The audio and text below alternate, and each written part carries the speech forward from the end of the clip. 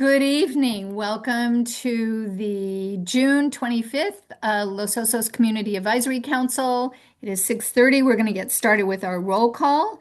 Um, District 1, Andrea Luker. Present. David Cheney is excused. District 2, Jim Salio. Present. District 3, Alex Wolnietz. Present. That was as close as I could get, Alex. Good enough. Thank you. District 4, myself, Deborah Howe, Molly Brown. Present. And we don't have our at-large supervisor appointed yet, but that will happen this evening. So, chairperson announcements. Can I We have just, Deborah? Yeah. I don't why does it say at-large supervisor appointees? That shouldn't be. There are no more supervisor appointees, is what I'm saying. Well, we have one. We have an Left at-large, but it's not It's a just supervisor appointee. Oh, yeah. You know what? Thank you for making that observation. You're right. We have an at-large council member. So let me Who appoints them correct it. then? We do. At-large council member, which we will be electing tonight, Oh, I see. Okay. not a supervisor appointee. Crossing that out. Okay. Chairperson announcements. I have something I've put in the chat. I'm going to send it out to everybody. KSBY has started a Facebook group, and it's called the North Coast News, and it features information about Los Osos, Morro Bay, Cambria. So you should check that out. We can post some of our stuff there and have like our group bike ride, Kiddical Mass that I'm going to talk about a little bit later, posted on there. So it's another way that we can create outreach into the community. And I thought it was a great idea. So thank you to Valentina with KSBY for creating that group for us. And then we have vacancies in District 2 and District 3. We have one in each. If you're interested in serving on LOCAC, you should go to the LOCAC website, check the map, and see if you're in District 2 or District 3. If you are, please let us know that you'd be interested in serving because we would like to fill those vacancies. Do we have any council member announcements? Andrea. Thanks, Deborah. I just wanted to remind everybody, we talked about it briefly at our last meeting, but starting with the July 7th Board of Supervisors meeting, everybody will be able to participate remotely in public comment on items. That's in compliance with SB 707 that was passed in, I think, December, January. So looking forward to that opportunity for hopefully some of the outlying communities to be more vocal with the Board of Supervisors on items that may be of interest to them. Oh, great. Thank you for reminding us. Thank you. Very good. Any questions about that? Are there any other council member announcements? Okay, let's move on to county and local reports. We'll start. I do not see the sheriff here tonight. They're not always able to come in, so I will share with you the statistics that I have. Unfortunately, they're not broken down into the type of calls, but we had 62 calls for service in Los Osos for the past month, for May 1 to May 31. And I can't tell you what the breakdown was in terms of what they were all about, but that's the best I can give you on that sheriff's report. I did ask for them to break out the Los Osos figures for these details: assault, battery, disturbance, burglary, theft, vandalism, mail theft, phone scams, suspicious circumstances, enforcement stops, and preventive patrol activity. But I haven't gotten that. So I'll continue to ask for that and see if we can get more information. All right, Highway Patrol. We will not have Highway Patrol reports every month. They will be here in July, so we look forward to hearing from them then. Basin Management Committee, Dan Heimel, I know you're here, Dan. And you can unmute yourself. And do you need me to make you co-host? If I need that to present, yes. Yeah, so let's see. There you are. Let me do that for you so you can do your thing. All right. Great. Thank you, Deborah. Dan Heimel here, Executive Director of the Los Osos Basin Management Committee. Here today to provide a presentation on the final draft 2025 Los Osos Basin Annual Monitoring Report. And that would probably be better if I actually shared that. So let's do that. Okay, can everybody see the slide? Yes. Yes. All right. Okay, just a brief overview about the Los Osos Basin Management Committee. The committee was formed in 2015 as part of the Los Osos Basin adjudication, more specifically, the 2015 stipulated judgment. The Basin Management Committee is comprised of 4 parties: the Los Osos Community Services District, Golden State Water Company, S&T Mutual Water Company, who are the 3 purveyors of water within the basin, and then the County of San Luis Obispo. The Basin Management Committee is tasked with implementing the Los Osos Basin Plan that was also developed in 2015. And one of the requirements of the stipulated judgment is the preparation of an annual monitoring report on the health of the basin. And so that's what we're presenting here today. Just a brief orientation on our groundwater basin. This is a cross-section view of the basin.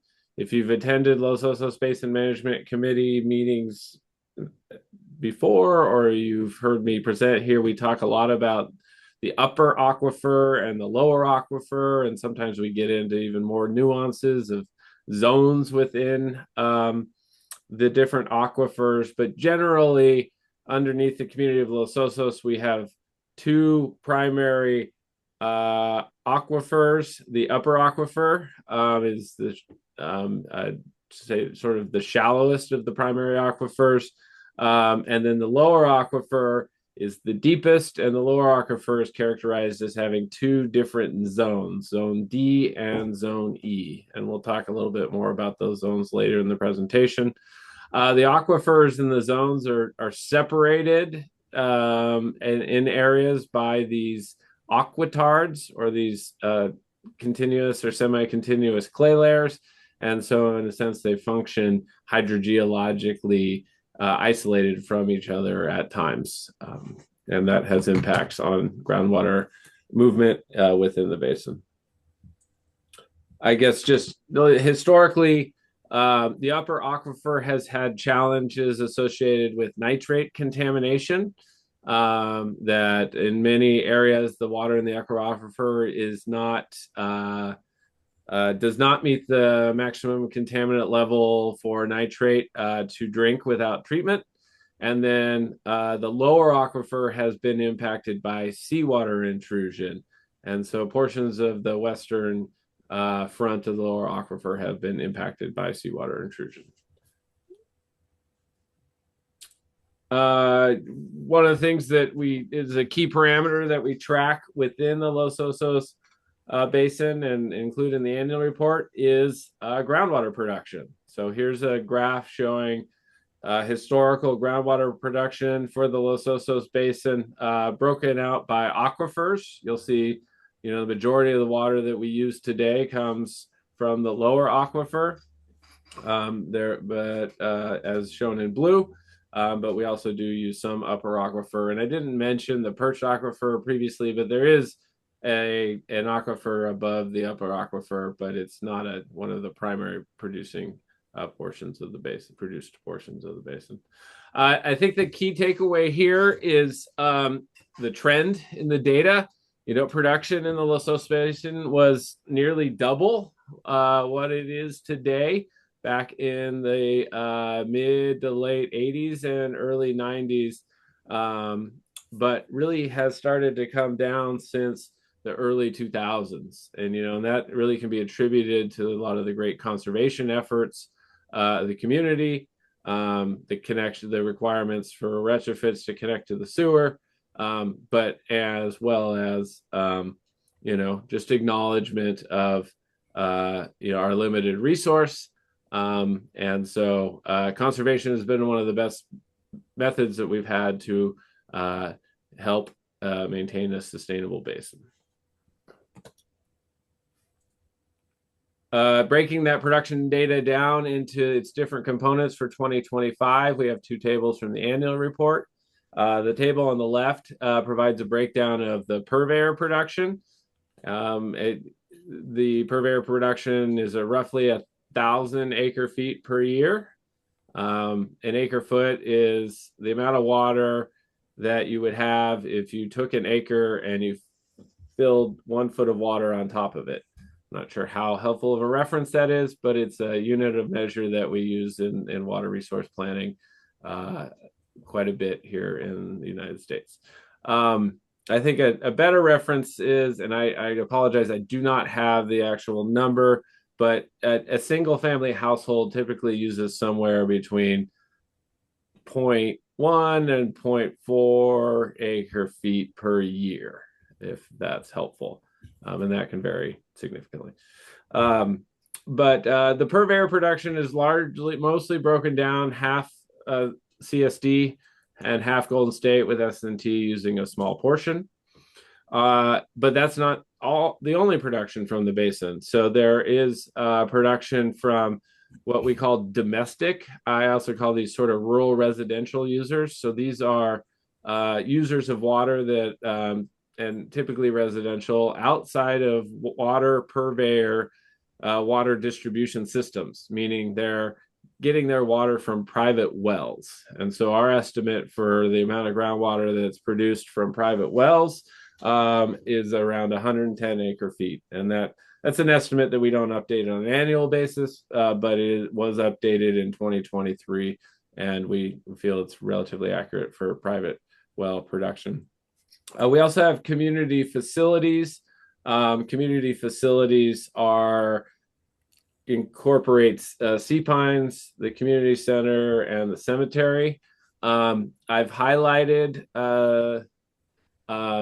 the community facilities box in purple because in 2025 we connected the community center to recycled water. So that was a critical milestone that allows us to use recycled water to meet irrigation demands instead of potable water, or in most cases lower aquifer water. So that helps improve our sustainability.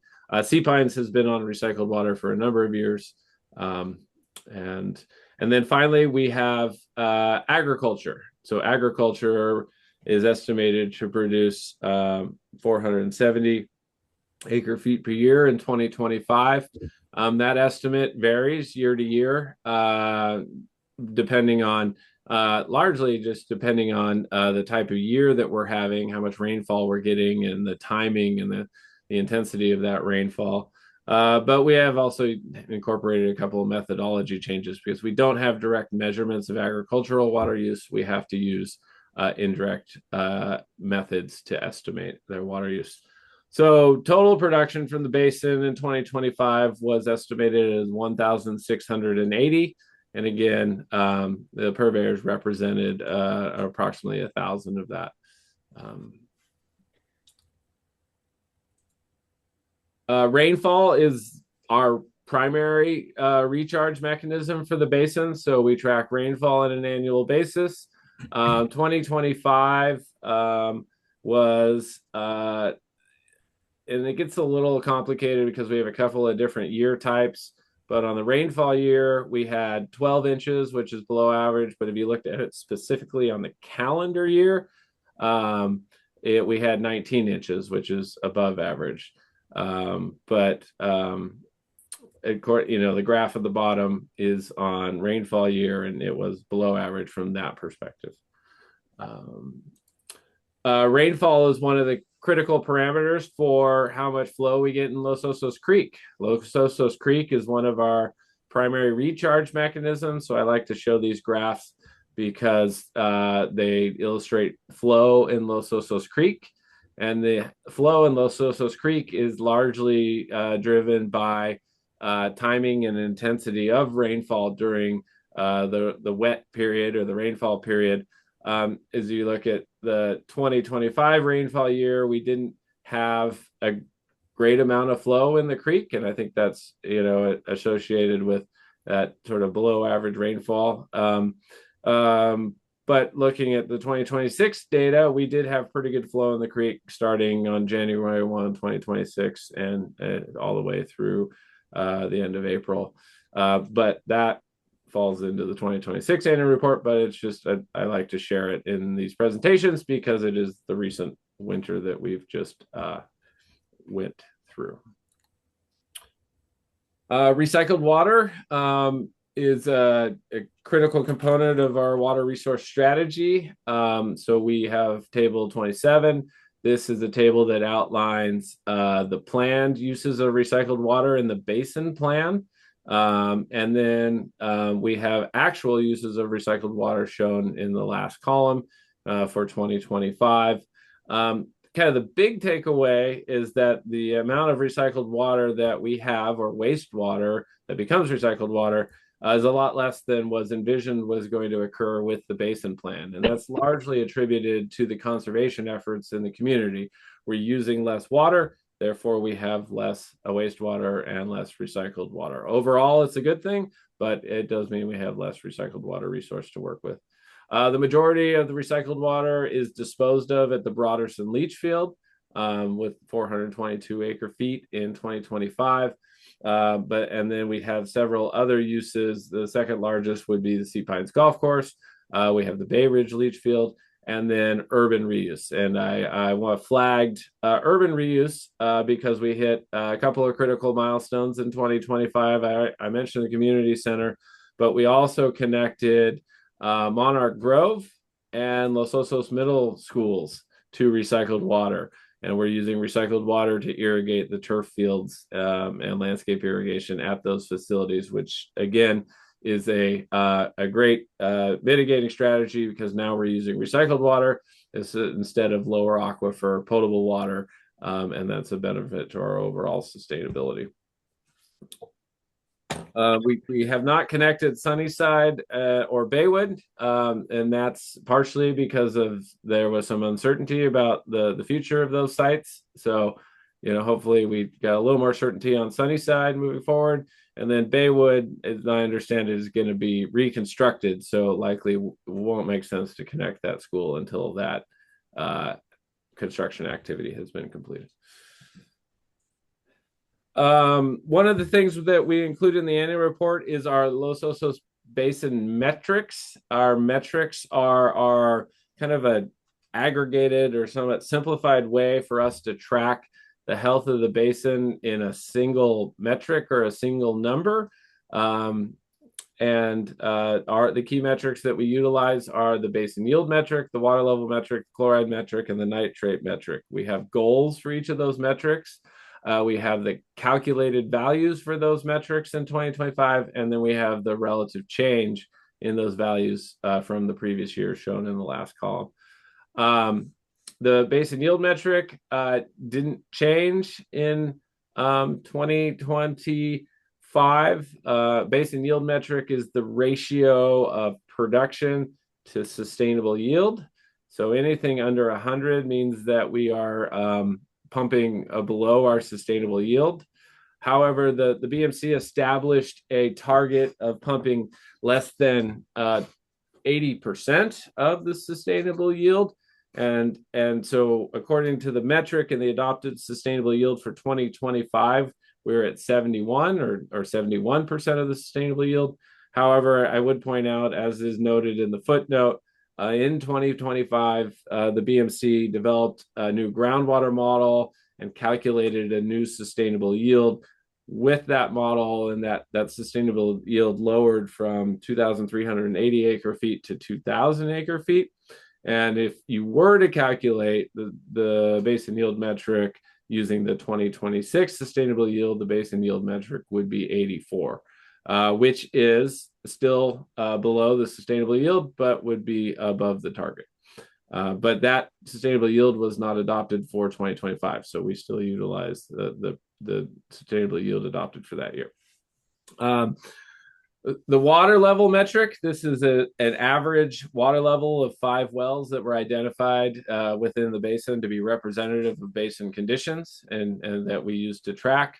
The value in 2025 was 3.5 feet above mean sea level.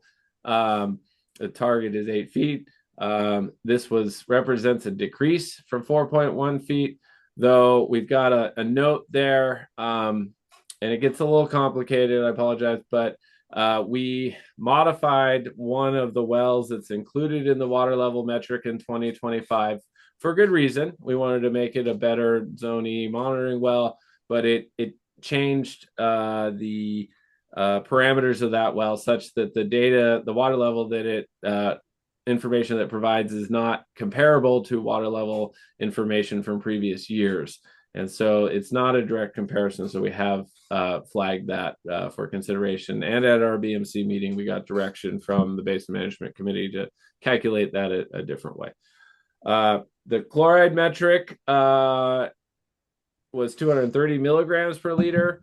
That's above our target of 100 milligrams per liter. Chloride is a measurement of a representation of salt, but it was a decrease from the 2024 conditions. So there was an improvement in the chloride metric in 2025. And then the nitrate metric was 12.9, which is above our target of 10, but it decreased from 15.7. So that's an improvement in the nitrate metric. And I'll show these in a little bit more detail on subsequent slides. Here's just a slide that we've prepared to try to help illustrate people how the basin yield metric works. Again, it's using the adopted sustainable yield for 2025 of 2,380. That darker green line. That's our sustainable yield. We definitely want to be under that. But the BMC established a target of being under 80% of that sustainable yield. So that's this lighter green line. And so, as you can see, in 2025, we were under the sustainable yield and we were under the target.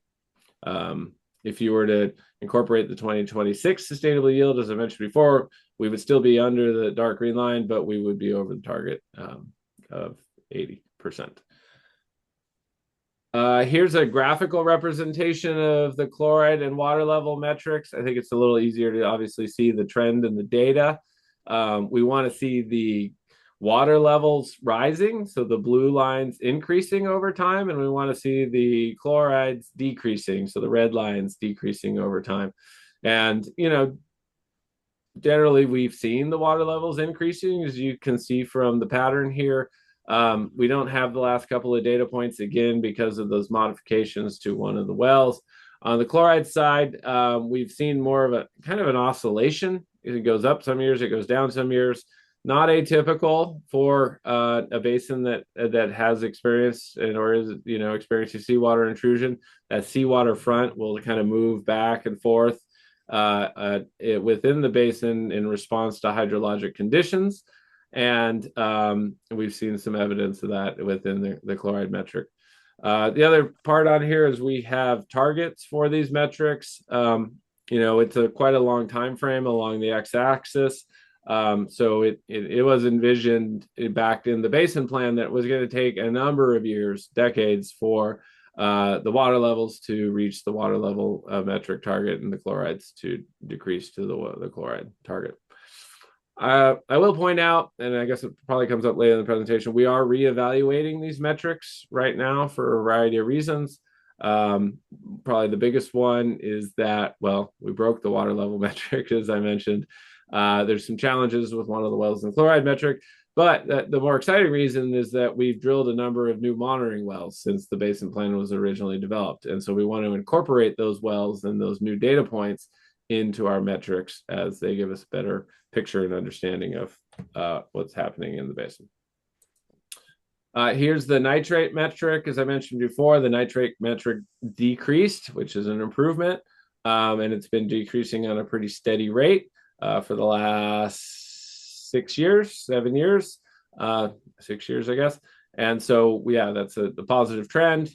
It's tracking along, if not better than the projected decrease. So that's a positive sign for the basin. That's largely attributed with construction of the sewer system and the reduction in nitrate loading from septic systems throughout the community. Here's one of the figures from the annual report that looks to illustrate the movement of the seawater intrusion front in the central portion of Los Osos. We tried our hydrogeologist, Cleet Harris geologist, who's been preparing these reports since 2015, uses the best available data from water quality from different wells within the basin to develop estimates of where the 250 milligram per liter chloride isopleth is within the basin. And that is a representation of the seawater intrusion front. And so, since 2019, it had encroached inland through a location in 2024 and has kind of been oscillating a bit around the current location. We did have it see a pretty good retreat in 2023, but it has kind of come back in 2025. And this just represents that chloride isopleth or that seawater intrusion front in zone D, not all of the lower aquifer.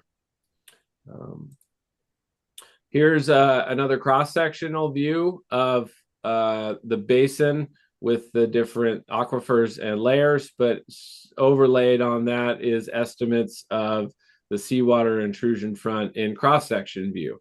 That previous slide was plan view. And so you can see the seawater has intruded farthest in zone E, the lowest part of the aquifer, and that is typical for seawater intrusion. Saltwater is heavier than freshwater, so the deeper you get, the farther it tends to intrude because of the additional mass pushing on it. So we monitor both the extent of the front in zone E as well as zone D, as was shown in the previous slide. So those are the kind of the key findings or the report out from 2025. And then we also document key initiatives in the annual report. So 2025 was a busy year. For any of those that were tracking the BMC, we had a number of large critical initiatives that included development of a completely new groundwater model that we call the transient model, and then utilization of that model to evaluate a variety of potential different recycled water opportunities, as well as other supplemental supply alternatives. And this was done to help inform the Basin Management Committee on what options it had available to it to improve the sustainable yield and the sustainability of the basin, as well as what would be an estimate of the costs associated with those options. In 2025, we also worked on constructing a new monitoring well. We're calling this the Sweet Springs monitoring well. It's going to be located at the intersection of 5th and Pismo Avenue. We didn't get it done in 2025. We ran into a number of permitting and other hurdles that didn't allow us to complete it that year, but we've been able to carry forward the funding and have made reached some critical milestones here in 2026 with getting the habitat conservation credits and other permits we need to construct that well. So we're on track to construct this new monitoring well before the end of the year. And then another key initiative was the Los Osos CSD completing the construction and equipping of their Bay Oaks well, which is it's considered well number 2 in Program C of the Basin Plan. So it's a new infrastructure that will help increase the reliability and the resiliency of the Los Osos CSD water supply as well as the basin as a whole. So our schedule for preparation of the annual report was that we released a draft in May for public and BMC review. We presented the draft report to the BMC on May 29th based on comments received at the meeting, and independently we prepared a final draft of the annual report that was presented to the Basin Management Committee on June 17th. And we're in the process of addressing a single final comment from the Basin Management Committee, and then we'll be submitting the annual report to the court by the June 30th deadline. So I always like to end with how to get involved. Well, first off, I would say check out our website, losososbmc.org. Lots of great information, including the annual reports and the meeting information there. Or come to a meeting. So the BMC meetings are typically held on the third Wednesday of the month at 1:30 p.m. at the Los Osos Community Services District's boardroom, located here on 9th Street. And they're also available to attend online, where we do allow virtual public comment. I would just flag that we are not going to have a meeting in July, but we're going to have an action-packed agenda for our August meeting. And that concludes my presentation on the 2025 Los Osos Basin Annual Report. Thank you, Dan. So much good information there. I know we're going to have a couple questions. Jim, I see your hands up. Thank you. Thanks, Dan, for the report. Just a few questions. When you say basin production, that's just basin water use, is that correct? Yeah, it largely is. We consider it the same. It's how much water gets pumped out of the ground, and for a variety of uses. Yeah. And then on the agricultural water use and the domestic water use, would it make sense to meter agriculture and meter domestic so you can actually get a real count rather than just doing an estimate? Would that be more useful for your calculations? Yes, it would be more accurate, which is always more useful for understanding conditions that are in the basin. I mean, we are utilizing the best available technology to develop those estimates without having meters, but it definitely would improve the accuracy of those estimates. The BMC doesn't necessarily have the authority to require that. One of the things that those groundwater users were not party to the adjudication, but with the Sustainable Groundwater Management Act and a new emphasis on managing groundwater throughout California, many basins are moving towards meters of not just their purveyors, but all their agricultural or all their groundwater users, I should say. So I assume that would be something that the board of supervisors would pass an ordinance to require that. I think that would be really the only mechanism, short of going back to the court and expanding the adjudication and asking the judge to require it. And then my last question, the slide you had on the recycled water, can you pull that back up for a second? Yes. I think it was slide 8.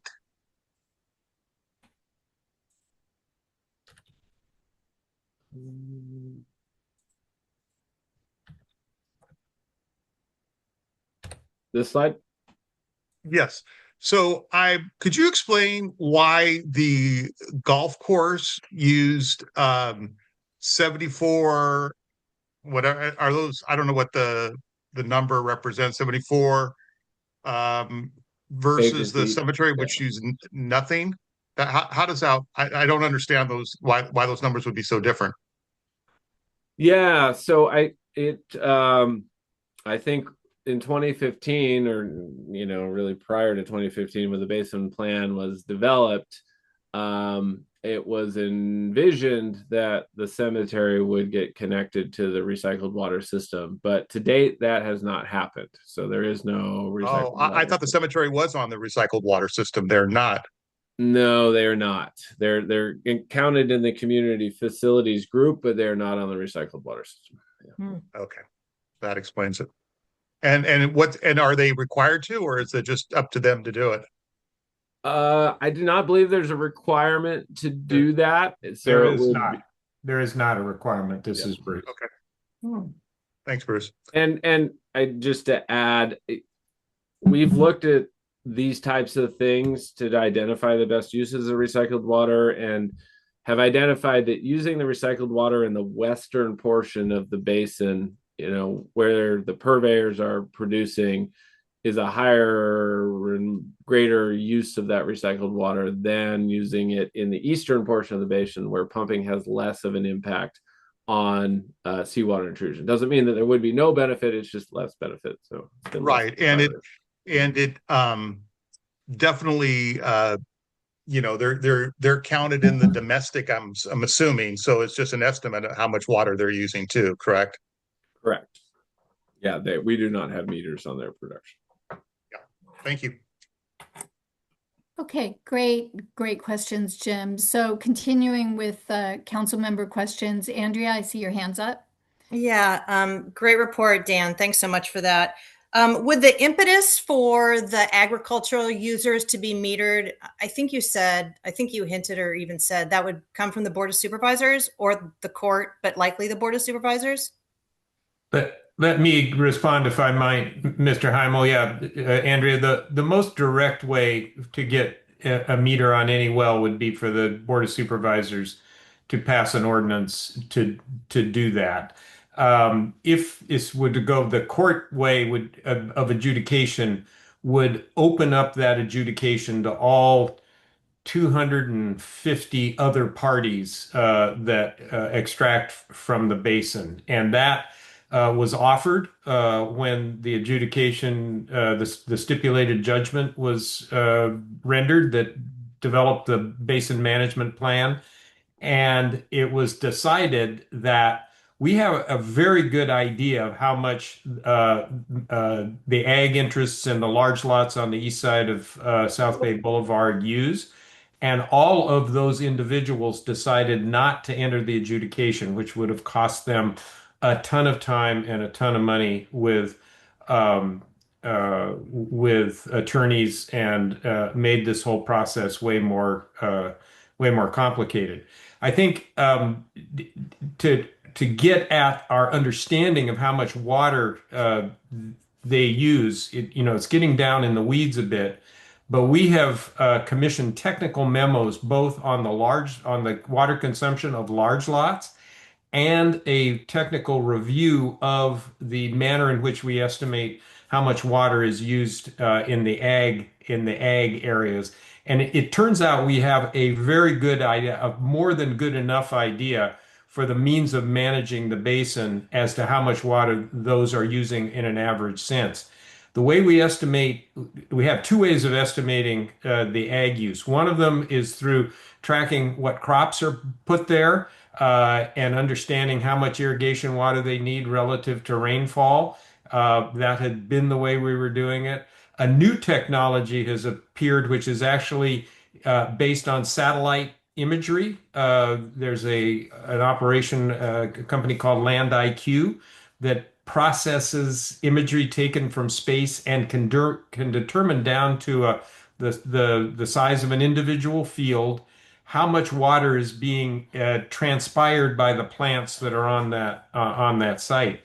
And in doing the technical review of those two ways of doing it, we found that our crop, what we call crop duty factor estimate, was actually estimating a little high as to the amount of water, and the manner in which we would confirm now the amount of water that the ag users are using through the Landsat, the satellite data, is in fact closer to where we think it is. That method, the Landsat method, has been ground truth against actual well production in a whole bunch of different areas including in the Paso Robles groundwater basin, if I remember correctly, but certainly in a bunch of different areas. And it is the industry standard for estimating what's called the consumptive use of agriculture. So at this point, as we look at what we need to know about this basin in understanding how to manage it, we have a very good sense, a more than adequate sense of how much water is being consumed outside the water purveyor zones, and the effort and the amount of money and the time to pass an ordinance and install meters or go through the courts to get that done is just not worth it. So that's where we are at this point. Thank you for that. I'll just say that it might be worth it to the rest of the community. I think that there's a lot of questions. I would think the rest of the community more would be very interested in metering agriculture, Bruce. I understand that, Jim. But again, we've discussed this for more than 10 years. And in terms of the actual management of the basin, there are several other projects and programs that are much higher priority and can have a much higher impact on our ability to comfortably and accurately manage the basin. So I get the idea that someone wants to put a meter on a well, but again, without without a whiteboard and getting into all the gory details, I understand the interest of the community in that. But in terms of a practical management tool, it's down the list a little ways before we'll actually consider that. Again, thanks. Maybe the Los Osos community will use the opportunity to public comment on that item. I have real quick, Dan, I've got one other one. So last year, I remember there was a pretty hot meeting when the water purveyors and the CSD talked about the amount of building in Los Osos, and it was directly related to water. The recommendation was 0. It turned out to be 0.04. When does that happen? So now you've turned the report into the court, but where's the second part of that when you talk about, the BMC talks about, has that discussion? Does that make sense? Yeah, good question. So that's going to play out over let's just call it Q3, probably. It might bleed into Q4 on the county side. But so what we're envisioning at this point is the Basin Management Committee taking up the sustainable yield for 2027 at our August meeting. And that's one of the kind of parameters that goes into that recommendation. But then probably the growth rate recommendation from the Basin Management Committee would come sometime in September or October, probably targeting September, just to give time to then write the corresponding letter to the county, and then for the county to work its process and then go to the Board of Supervisors. Last year it was in December, I think that might be the schedule again. And a super easy question, that monitoring well was 5th and what intersection? Pismo Avenue. Gotcha. Thank you so much. And again, thanks for the presentation. It was outstanding. Oh, thank you. Yeah. So it's kind of a funny Los Osos aside. It was originally going to be at 4th and Ramona. And so that's why I called it the Sweet Springs monitoring well. But then the hydrogeologist said that it'd actually be easier to drill at 5th and Pismo. So but it's still the Sweet Springs well. Well, as a 5th Street neighbor, I'll keep an eye on it for you. Thank you. All right. Do I have any other questions from council members? I'm not seeing any hands, so I'll open it up to our public. Jeff Edwards, I see your hand is up. Go ahead with your question. Good evening. Thank you. My name is Jeff Edwards, and I wanted to pick up on the discussion of recycled water distribution. And the numbers that everyone saw indicated that the Broderson site is receiving about 80% of the total effluent flows. And what's unclear as to whether or not Broderson is working as it was intended. And it appears that it may not. The big question is, where's the water going? And this is valuable water, not only for basin management purposes in our attempt to deal with seawater intrusion, but this is some of the most expensive water you can find. My calculations of the treatment cost is about $7,000 per acre foot.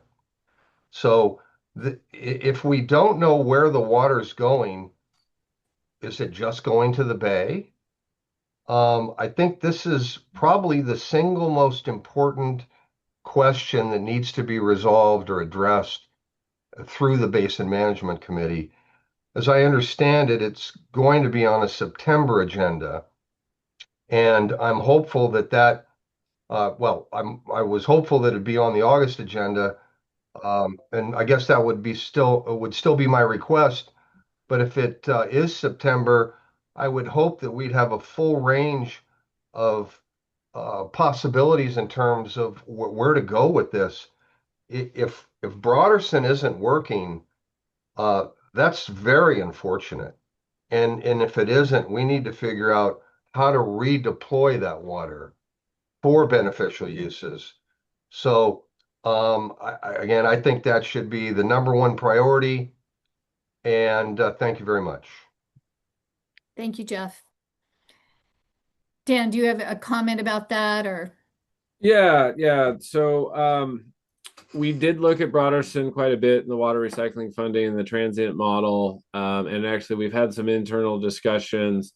I think we are going to bring the Broderson information to the BMC in August, primarily because there are some questions about how it impacts sustainable yield. So we're going to be talking about sustainable yield. It makes sense to kind of provide the information that we have about Broderson and its impacts on sustainable yield. So yeah, we plan on providing information both from the recent studies that were done about Broderson, so that there's that context when we then have the sustainable yield discussion in August of this year. Okay, great. Are there any other comments for Dan before we move on? I don't see Jim. Yeah, I didn't understand Jeff Edwards' question. The Broderson's not working. What does that mean? There have been some questions about whether Broderson is working or not. Disposal at Broderson was part of the basin plan. It was kind of collecting the wastewater, treating it, and then disposing of it in a single location, as opposed to dispersing it across the community as it was with septic tanks.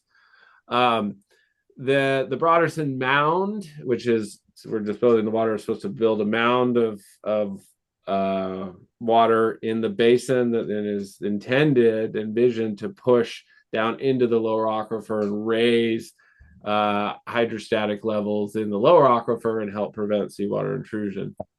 The mound has not risen, I think, to the same height that it was originally anticipated to do. However, I mean, the preview of what we're going to talk about in August, that it has been modeled as part of the recent study. The Broderson mound is providing 0.25 to 1 benefit, meaning so if you put it 1 acre foot of water in the mound, you get 0.25 acre feet of sustainable yield that you wouldn't have if you didn't do that. And I don't know that it was really ever envisioned to provide a 1-to-1 benefit. So we have quantified the benefit that Broderson is providing. The other piece of this is that it is also the only disposal facility that we have for wastewater. And we studied a number of other recycled water opportunities as part of the water recycling funding study, and they were, by and large, all prohibitively expensive in terms of the cost per acre foot. So while we may not be super ecstatic about the benefit that Broderson is providing, it is really, in a lot of ways, our only option unless we're really going to invest a lot more money in infrastructure. And the benefits we have quantified. So so the plan is to present that information. Like I said, we took a lot on in 2025. I think some of this work got buried in all the sort of other things that we had to talk about, like growth rate recommendations and new sustainable yields. And so this would be an opportunity to really highlight, the work that has been done, the understanding that we do have around Broderson, and what the other options potentially could be, and how cost effective they may or may not be. Thank you. Wow, excellent questions from everybody. Thank you I so got a much. question, Deborah. Oh, John, go ahead. Thank you. A question maybe for Bruce, because he talked about the ag uh, satellite information. That's new information for Los Osos. If we're not going to meter those wells, then some information from that study that shows whether the numbers posted on Dan's chart are the numbers that the satellite company is finding as well. You indicated that we're doing better. Well, why not publish those numbers for Los Osos so we can see if how much water ag is using, and if there's a trend downward, or it depends on calendar year.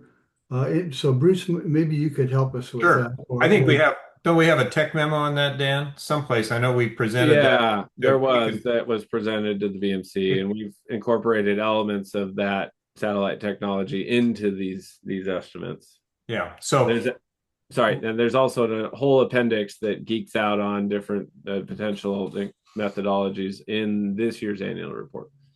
So can I just say that if you were to look at those numbers on your chart, they suddenly go down by a dramatic amount in 1 year. That must be the change in your analysis.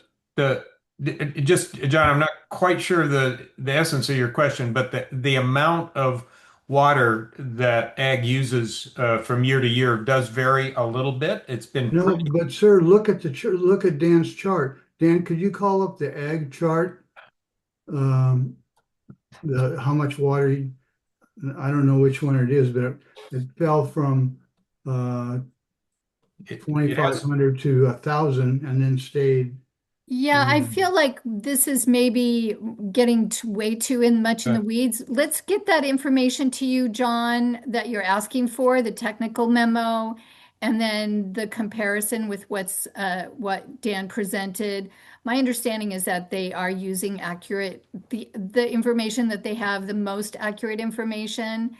So, we're getting a little late here already in the Okay, meeting. sure. So I don't want you to cut you off, but I want you to have that information. But I feel like it'll be better to do it later with the technical memo that you've requested. Yeah. How Send does that Dan sound? yeah, I'm sorry, Madam Chair. Send Dan and me an email, John, if you'd like to Okay, follow I'll up do on that. that. Thank you. And we can revisit that. Thank We you. can revisit. Okay, just great questions. Thank you for the engagement, Dan. With the greatest respect I have for you for showing up tonight and bringing us this information. It is our sole source of water, so it's a very important issue that we like to stay abreast of, and we appreciate you and the staff at the Basin Management Committee for doing all the hard work there. Thank you. Yeah, I just would point Appendix G of the current report has an analysis of the different methodologies and And the reports on your website, right? correct. Yes. Okay. All right.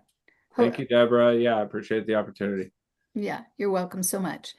All right, Supervisor Gibson.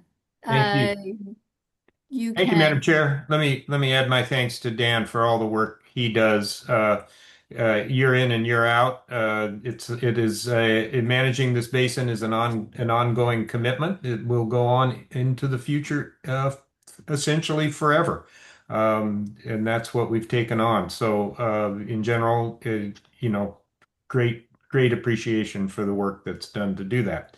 My report, a few things. Let me start with my congratulations to the community for the passage of Measure B26. That is an absolutely fantastic result that you all, I know a lot of you that I can see on the screen had a lot to do with that, and you should be immensely proud of yourselves.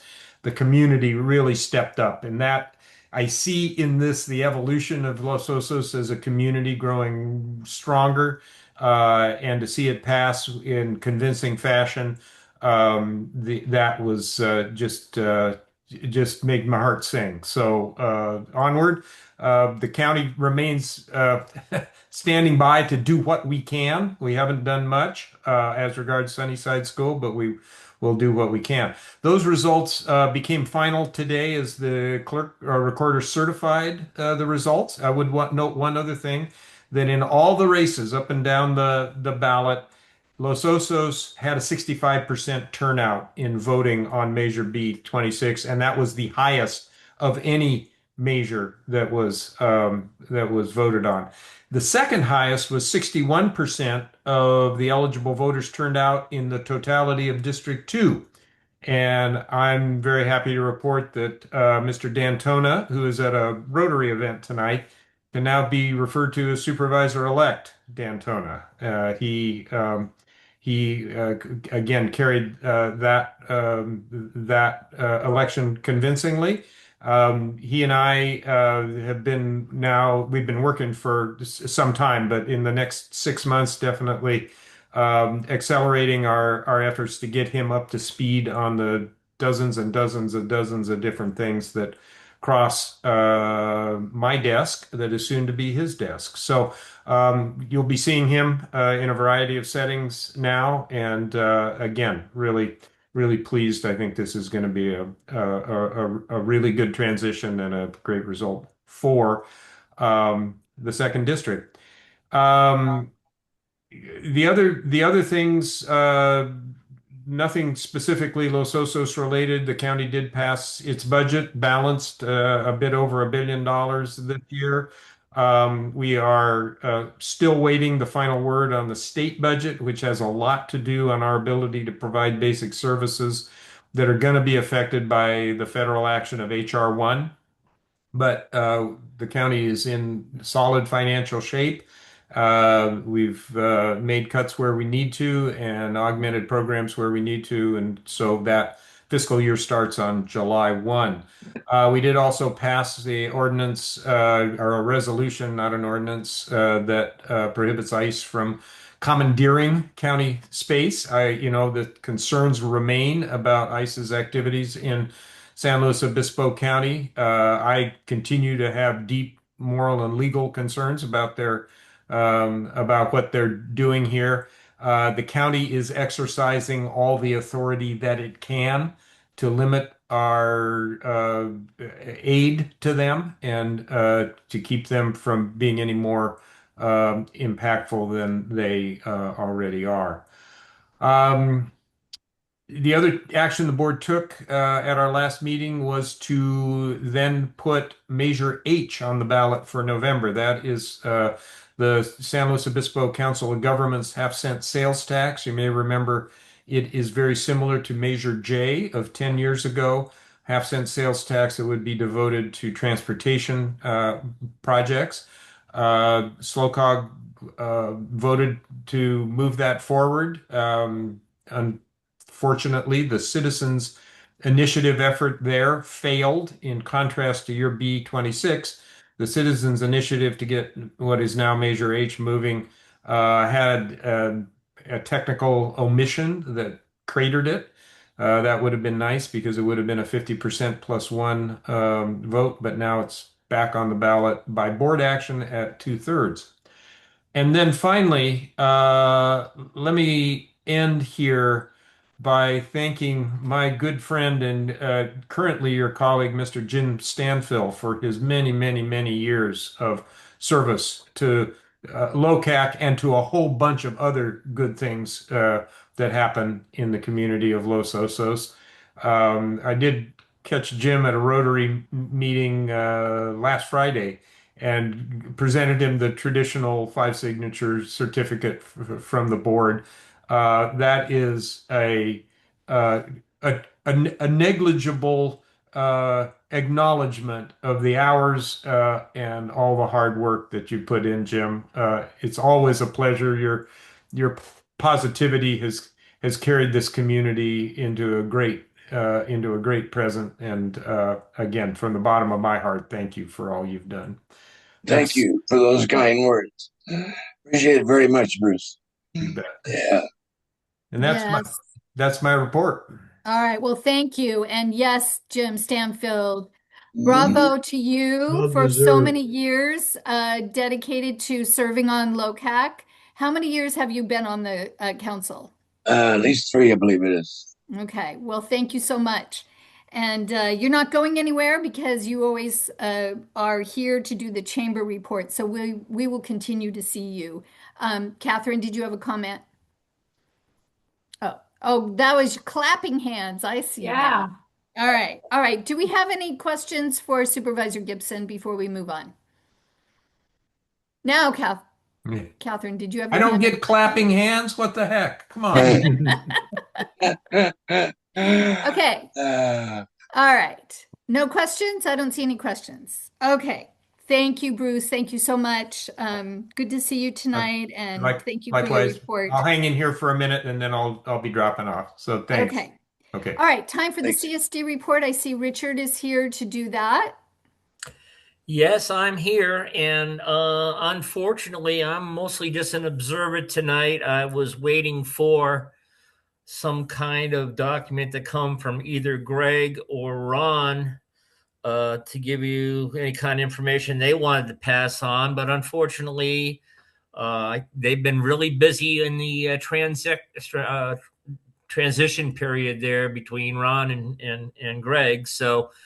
And Deborah, I know that you saw them today too. So I don't know, maybe you might have something you picked up out of the meeting you had today. But as far as I am knowledgeable on, it's pretty much nothing. I've been checking my emails, haven't gotten anything. So again, I have a feeling that they're just knee deep in transitions, and I have nothing. Oh, well, that I know they were going to send you an email, so that must have slipped through the cracks. Yes, between Ron Munns and Greg Kwolek, they are trying to get things organized between the two of them. Obviously, with the passage of B26, Sunnyside is a huge project on the CSD table, and so they are coming up with ways that they're going to approach the Sunnyside project and how they're going to work with that. So I don't have any more information than that in terms of what's going on at the CSD, but I'm sure we'll get a better report next month. Oh yeah, and especially we have our meeting obviously coming up July 2nd, I believe it is, and for our monthly meeting, and we'll definitely, the Sunnyside project is going to take a lot of work, and it's going to take a lot of effort on our part, and we're up to it. We'll just have to plow through it. All right, great. Andrea, I see your hands up. I was just going to remind everybody that there is a card, a huge card at the CSD office for Ron. So if you haven't signed it, or if you know somebody that should sign it, pop in and do that. It's pretty full at this point, but there's still room. So go and sign the card for Ron, please. Andrea, yeah. All right, that's great. Yes, thank you. All right, let's move on to the chamber report. Jim? Yeah, just real pleased to report that we've had an increase in the number of volunteers to man our office. We now have hours 10 to 2 on Tuesday, Wednesday, and Thursday, and 11 to 1 on Saturday, which just coincides nicely with the fact that we're just getting our sale of our Festival Flavor events. It takes place from July 1 to August 15th. Opportunity to visit about 18 different locations and get items at a discount or free. At any rate, they are available at the chamber office. They're also available at Brightside Pizza, 1236 Osos Valley Road, and at Jeff Edwards not Jeff Edwards, excuse me, Edward Jones area. Yeah. So there you can pick them up. They are $40 a piece. We've asked the vendors to identify something the value of about $5. In the case of a coupon discount, that gets a little more than that. But at any rate, you're going to get about $90 worth of stuff for $40. Besides getting out and supporting all of our good restaurants in town. Okay, that's it. All right. Thank you. Thank you, Jim. All right. Public comments for items not on the agenda. Do we have any public comments? Casey, I see your hand is up. Go ahead. Hi there. My name's Casey Kidman. I manage the North County Farmers Market. I'm joined by Jennifer Talent Joseph, our association's president. So we are a part of the Baywood Farmers Market, and we just wanted to give the community a face to put to the market as construction may potentially begin on Second and Santa Maria. And it might affect our farmers market. So we just wanted to pop in and say hi and become familiar with the local community. Thank you. Thank you, Casey. Yes, we are taking a serious look at the farmers market, how it would be impacted when the Benson project gets built on the corner of Santa Maria and Second Street. And I know the farmers market would like to expand. So we're trying to come up with some alternatives to how we can make that happen. Jim, your hands up? Yeah. Hi, Casey. I don't know if you remember me or not, but I came and talked to you at Farmers Market. You had a different last name, though, or at least a different name on the card. My maiden name was probably on the card at the time. It probably still is. So No. about the Benson project, and I think we as a council have a lot of concerns about how it was going to impact farmers market. We had the reassurance of the builder that there was, that they were going to do everything they could to mitigate any impact. But I'm glad you're here because that is a big concern about the project, about how it's going to impact farmers market and making sure that you have enough space to conduct your farmers market. Okay, Andrea. I just wanted to say that the Los Osos Baywood Farmers Market is probably the best one in the county. So nice job on that. We love it. Well, thank you for coming out and supporting. We appreciate it. All right, do we have any other public comments for items not on the agenda? I don't see anything, so we'll move on to consent agenda. Jim, do you have that for us? Yeah, so the project we have before us today was put on the consent agenda by the Land Use Committee. I think the Tuckers are both here. It's a deck project. It's an as-built project, which means that the deck was built and now they're going back and getting a permit for the decking. The deck is a replacement of an old deck. They're basically the difference between the two decks primarily is that the new deck wraps around the building and butts up to the easement going around. But other than that, there really was no issues we saw with it. So I don't know if the council has any questions on it.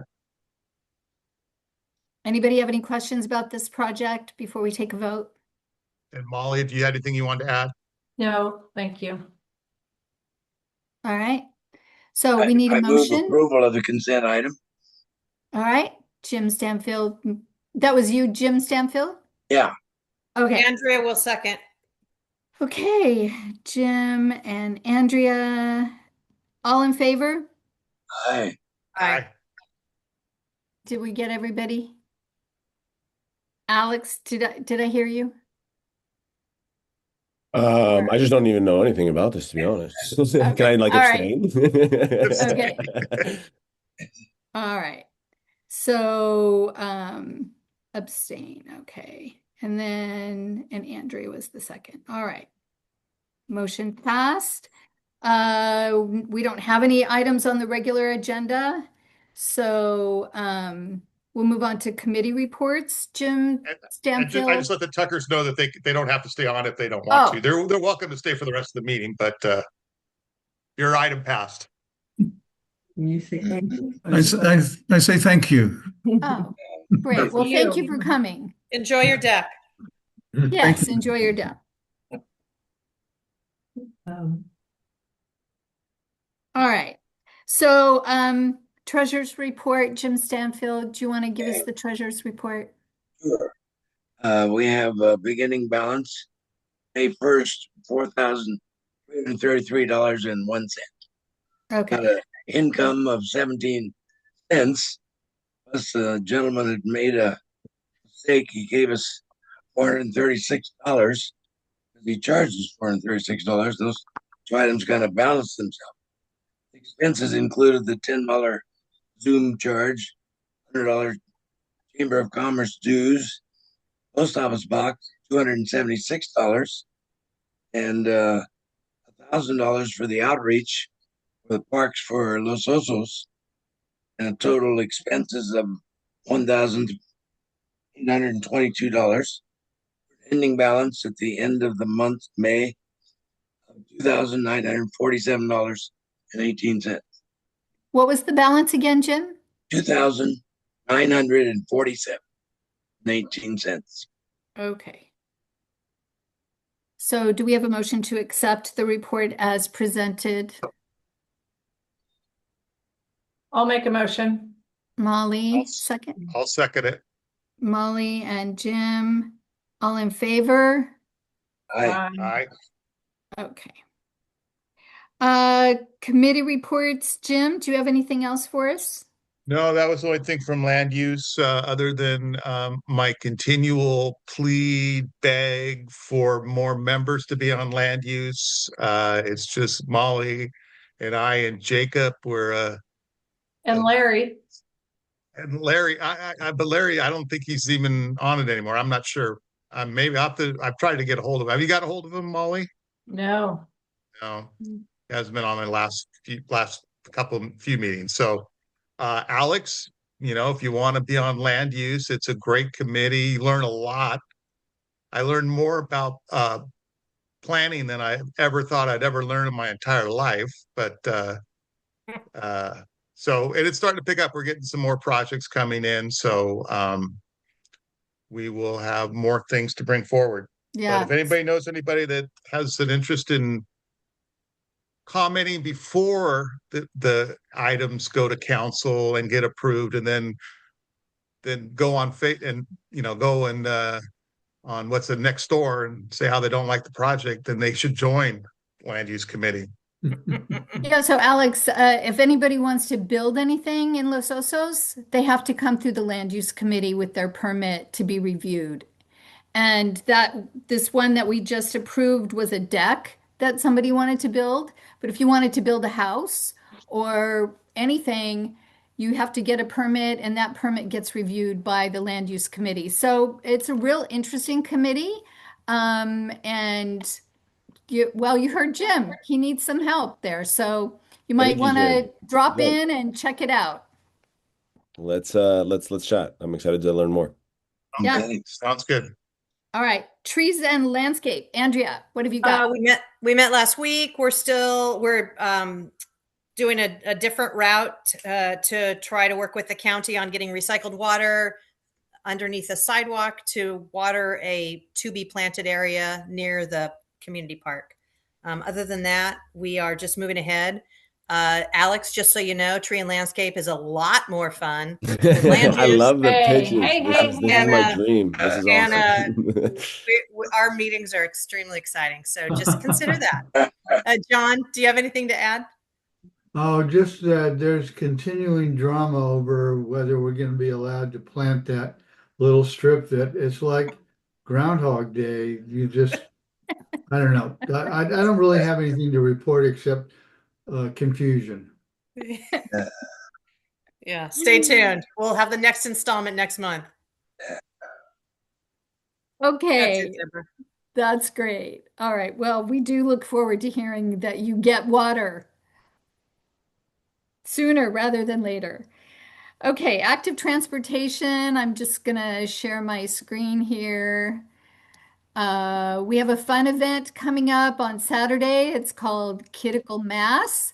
It is a family bike ride, group ride through Baywood. You're going to meet at the Baywood Pier, 10 o'clock on Saturday. All ages are welcome.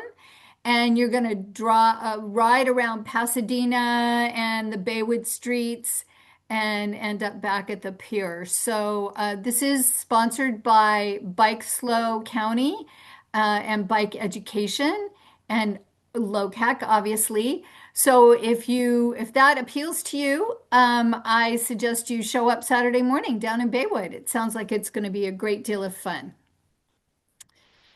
And then I'm going to show you my next fun project, which is Quail Hollow Trail. For a long time, Active Transportation has been looking at a way to connect Baywood to the commercial area of Los Osos. We did have a plan to build a trail off of Palisades, which is where the library is, the Catholic Church, through this. And you can see right here, this is owned by a private owner, I don't and think build the we're trail seeing through it yet, here. Deborah. You can't see it? No, No. we're still on critical mass. Well, that's not right. Here, I'm showing you my map. Didn't get up Hold there. on. Didn't make it. We can do it. We can do it. How about now?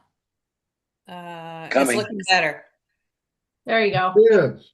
Okay. So here's Palisades and here's Sweet Springs. We wanted to build a trail here. But this piece of property that's circled in red is owned by the Slow Land Conservancy. And it was set aside for mitigation for the Morro Bay shoulder-banded snail. And they have decided they want to put a trail on this property that would go from Ramona to Farrell. Farrell Way is a dead-end street. And if you follow Farrell, let's see if I can move this all the way here, there's a connection here to the Catholic Church, which would lead you over to the South Bay Community Center, the library, and the park. Wow.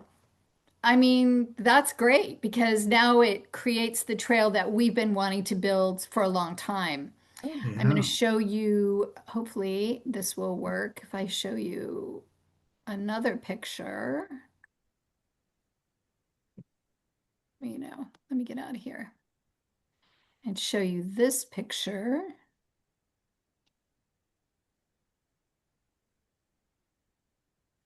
This is kind of what they have conceptually done. So this would be a pedestrian and bike trail.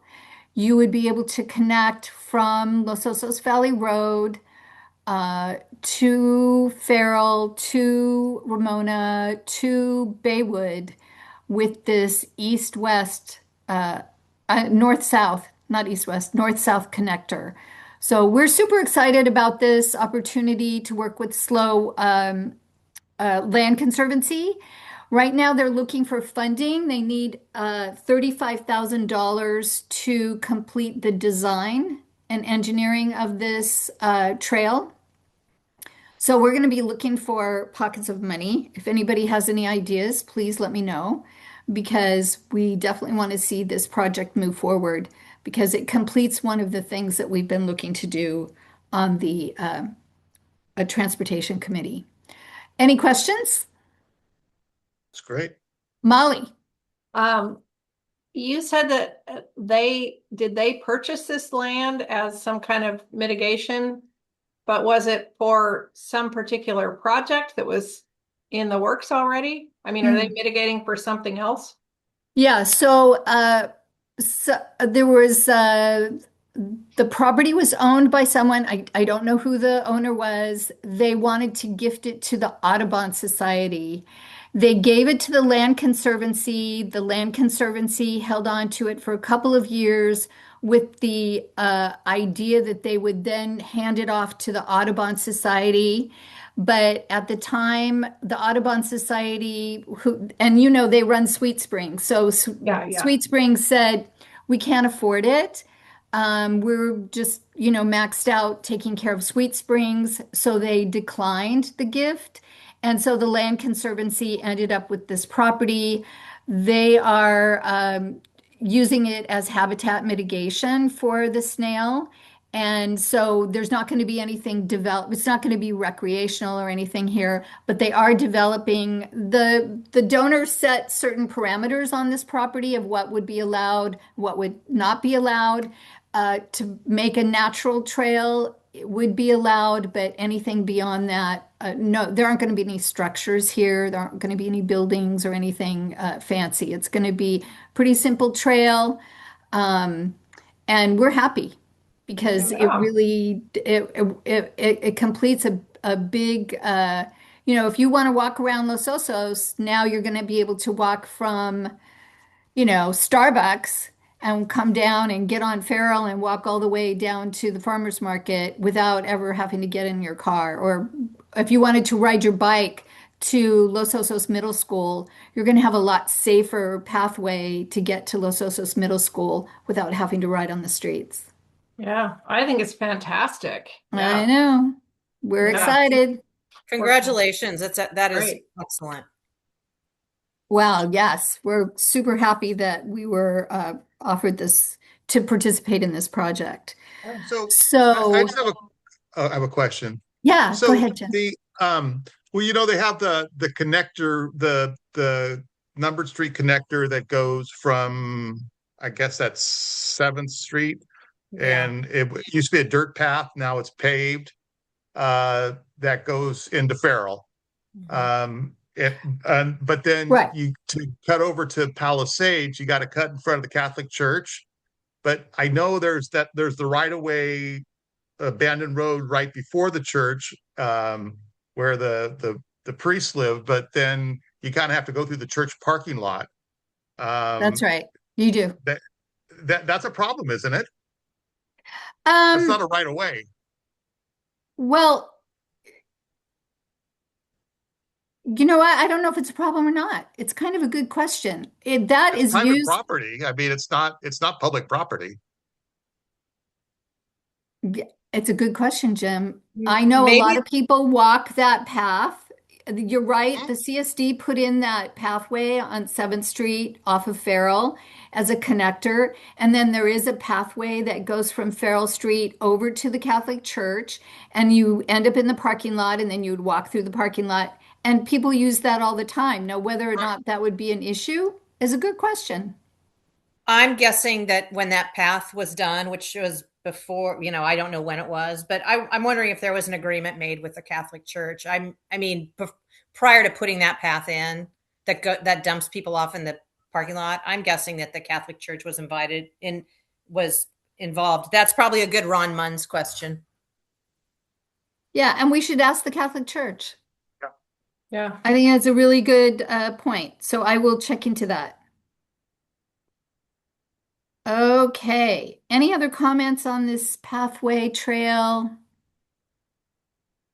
Not seeing any.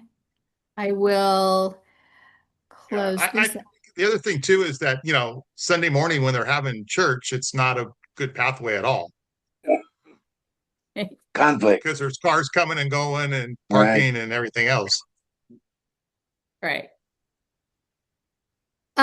Okay, and then the Baywood Business District parking, we touched on that already with the farmers market. We are looking for ways to maximize the amount of parking that we have in Baywood. Everybody knows that Baywood is like a happening place right now, and we're getting more and more people coming to visit that area. So we're looking for ways to maximize parking and also to preserve the farmers market. So stay tuned for some of our ideas to be presented here. We're still working on that. Any questions? Okay, well, that's that. Let's move on to business items. We have one at-large position that we will be nominating. We had one application for the at-large council member, and that was from John Lynn. So since we didn't have any other applications, I guess we can go ahead and vote as to whether or not we'll let Mr. Lynn be our at-large person. I'm happy to make a motion to appoint John Lint to that position. All right. I'd be happy to second that motion. All right. So Andrea and Jim and Only if all he in stays on favor. tree and landscape. Oh, it's conditional, John. Yeah. Are you okay with that? Hey, will you second my friendly amendment, Jim? I'm kidding. Sure. All right. All Everybody in likes favor. trees instead of reading planning maps. Hey, All in favor, say aye. Aye. Anyone opposed? Absolutely not. We're very happy to keep John on the council. Thank You've you done a very great much. job, and we Congratulations, John. appreciate it. Thank you. Congratulations, John. It's Good my job. pleasure to keep serving. Excellent. Yay. Thank you so much. Thank All you. right, so now the nomination and appointment of officers. We reviewed the bylaws and found that they were out of date. And so we need to make a change to the process of electing officers. So I'm going to let Andrea talk about that. Thanks. So we did a really big redo of the bylaws, and I can't believe we missed this one. But in our bylaws, it states that we elect officers, so president, vice or chairperson, vice chair, and treasurer and secretary, maybe by secret ballot, which was probably Absurd. done when we when we met in person. But anyway, so what I'm proposing that we do is not move on that tonight. I will do a red line of the bylaws to just provide a process like we make nominations, we close the nominations, we do a vote, a hand vote or a roll call vote online together. And that will come back to you at the next meeting. So at the next meeting, we'll be electing those positions and we'll have that process a lot cleaner than, super secret ballot with invisible ink. Any questions about that? All right. Well, I appreciate Andrea being a stickler for the rules and making sure we get things right here. It's very helpful. All right. So let's move on to the website, which is our last thing on our agenda. Alex, would you like to present the website? I'm going to make you co-host so you can pull up your screen. Cool. Let's see. There you go. All right.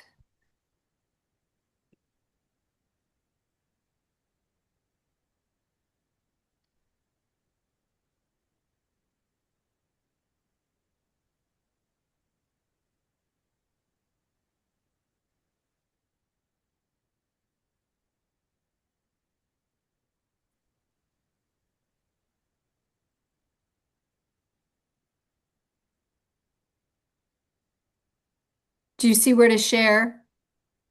Oh, you found it. All right, cool. Oh, you're muted. Alex, you're muted. Oh, Isn't this hilarious? there you go. Oh, now we lost your screen. I know. I'll get there eventually. Sorry, everyone. Okay. So I guess, Deborah, let me know how you want to take this, but I guess my perspective is this is kind of like the first draft I put together of what a reimagined website could look like. There hasn't really been, this hasn't been combed over for fine details. Some stuff could be even made up in there. It was a very quick generation of the website. With that said, I think it does a decent job at kind of focusing people on who we are, what we do, how they can reach us, what we're thinking about, and maybe hopefully a more transparent and accessible format than what we currently have. This current priority section is really kind of like the meat and potatoes of the website, or at least how I view it. What I was envisioning or what we're dreaming about with this would be that each kind of committee commits to, updating or maintaining this segment of the website. The method that I kind of thought of going about that would be, a relatively simple Google form that, says priority number 1 and why this is important, priority number 2 and why this is important, priority number 3 and why this is important.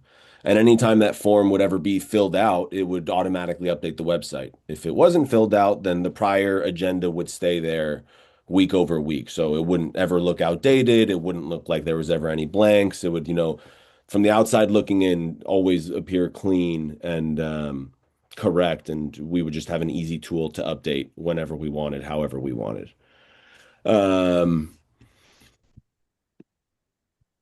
As far as, I got some good feedback from a few of you guys already. Those comments are already reflected throughout the website. For example, attend a meeting, only, join online is the only version available.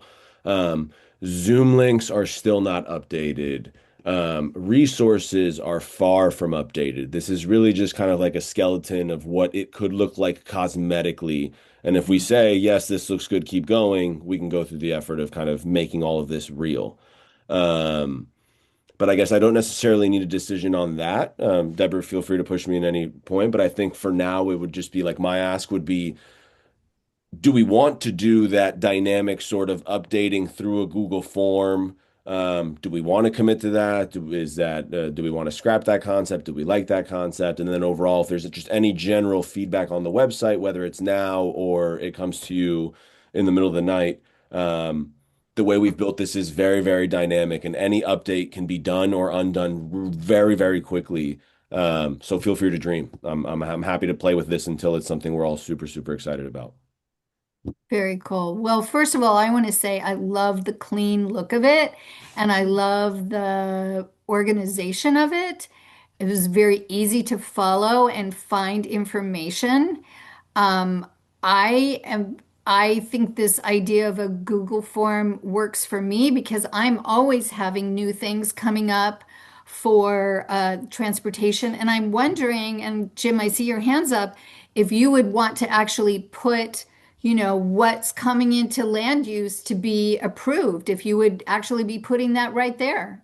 Yeah, that's what I was thinking. Instead of the label current priorities, maybe current activities would be better. Because we're not really prioritizing stuff. We just handle stuff as they come to us.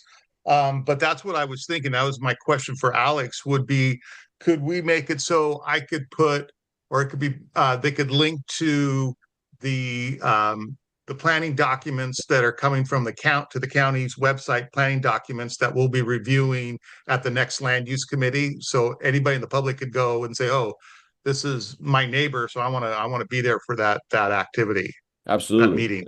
Would anything you can dream of, we can make possible. You just got to let me know where's the information right now, what is the mechanism for pulling that, and who's going to be responsible for updating that on whatever this is. Right. But we can solve that no problem. We would just need to, Don't you think, Molly? That would be good to have that everybody could just access it right there. Yeah, as long as the county planners are okay with, technically calling that public information, which I think it is. I mean, I've been able to get on the county's website and pull Yeah, up these I mean, applications, but I'm technically not sure we if post everything's links public already. info. Yeah, Yeah. it's public information. Yeah, that's what I thought. Yeah. Another thing, well, this first I've looked at it, but it looks fantastic. Thank you. The feedback I've gotten from the public, and I can talk more about this with Jim, is on our website, I would like the focus, a big focus to be like, sort of featuring join a meeting and then listing what the meetings are. And then with each topic of like the land use committee meeting, here's that thing of using the Google Docs so you can get the most current agenda automatically in there. That's perfect, because what people want to know is they want to know when's the next meeting, how do I get to it, and what's what's on the agenda. That's one of the biggest things, I think, at least people who've been very involved in LOCAC in the past that were not on it. That's what they want, and they don't want to have to dig around to find an agenda. They would also like to have meeting minute summaries, but I know we do that online now for the recordings. But at least having the agenda, the most current agenda, and then an easy way to find past ones, like, a list by date. So kind of, because part of it is being an archive, but we want an archive that's really easy for, anyone, whatever their computer skill level is, to be able to find it. But Yeah, no, absolutely. I Make like it your clean lines, and I'd be willing to kind of go over it more offline too in the future. But yeah, I think all these things are a great movement forward. I think it looks really good. I love the way, yeah, I love the way that it's clean. And I don't really see, I mean, the Google, it seems like that's a great idea. It's not really any more work than what we're doing now. We load our agenda, we load our minutes, we load anything for that current meeting, anything that's not current, we put in archive.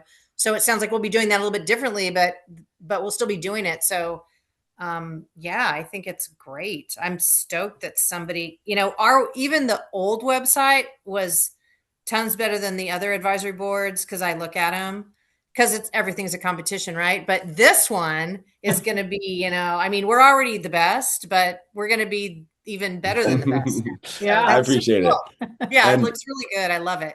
thank Great you. I work. appreciate it. And to be perfectly candid, it's not even about me. Like I think and I'm happy to talk more about this with anybody here. It's like this is just readily accessible to absolutely anyone. Like I am not a technical person. I am not a visual designer. And it's like this I appreciate the kind words, but the real takeaway is like anyone can do this right now. And I would be happy to show any one of you what I mean by that if you're so interested. No, I like you doing it. I do too. I don't want to do I'm it. happy to. But I like this idea of having it right out front of this is what we're working on. So if you were like curious and you went in and say, well, what's land use looking at now? Oh, I see they're reviewing a deck, or Yeah. they're reviewing a new home that's going to be built, or uh, transportation's talking about, doing a trail, and all of that information is right there for you to click on instead of you having to go dig for it, or like Molly was saying, go find an agenda Yeah. that tells you what's happening, which is a lot more steps, obviously. So keep going in this direction. Let's start giving him content of what we want and get things really updated and current. Check on all the pages and the links, make sure the information is correct there.